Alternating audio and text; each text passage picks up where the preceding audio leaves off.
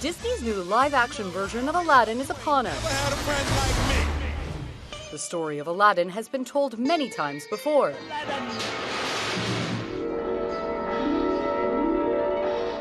But where did it come from? What's the true story of Aladdin? Cultural historian Arafat Razzaque says, the first time really that we have the story of Aladdin is in its first printed edition, which came out in Paris in 1712. It was the work of Antoine Galland, the famous French translator, who had been publishing his translation of the 1001 Nights. Perhaps is more commonly known in English as the Arabian Nights. But the story of Aladdin didn't appear in the original Arabic version of 1001 Nights. That led many people to think that Galland had made up Aladdin himself. But Galland claimed he got Aladdin from this Syrian guy, Hanna Diyab, who tells Antoine Galland a number of stories, including Ali Baba and several others. For years, little was known about Hanna Diyab. Some wondered if he even existed. So the twist in recent years is that in 1993, a volume and manuscript came to light that's at the Vatican Library. And it turns out it is a memoir or an autobiography and a travelogue written by this mysterious man, Hanna Diyab, who we had been speculating about for over a century. And as it turns out, the Aladdin story is semi-autobiographical. His own life seems to kind of mirror the adventures of Aladdin.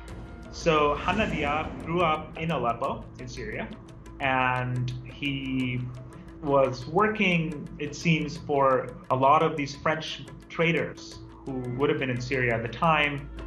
Hanna Diyab had a date with destiny when he met this adventurous figure called Paul Lucas, who was a kind of a Tomb Raider figure, went about traveling across the Mediterranean collecting treasures for the French court. So the reason why this is interesting is because it mirrors the story of how Aladdin meets this shady figure. I can make you rich. Who claims to be his uncle, who's in search of treasure, and tells Aladdin that you're the one to be able to go into this cave and fetch this magic lamp. The two journey together. But Paul Lucas takes Hanna Diyab to Versailles to present him to the French king, Louis XIV. They were a big hit in Versailles as this kind of exotic Syrian young boy, at the time probably about 19 or 20 years old. And so it mirrors the Aladdin story in that way. Kind of a rags to riches tale of a young boy who's living just an ordinary life, but ends up in a kind of royal palace. While in France, Hanna Diyab met Galland and told him his famous tale.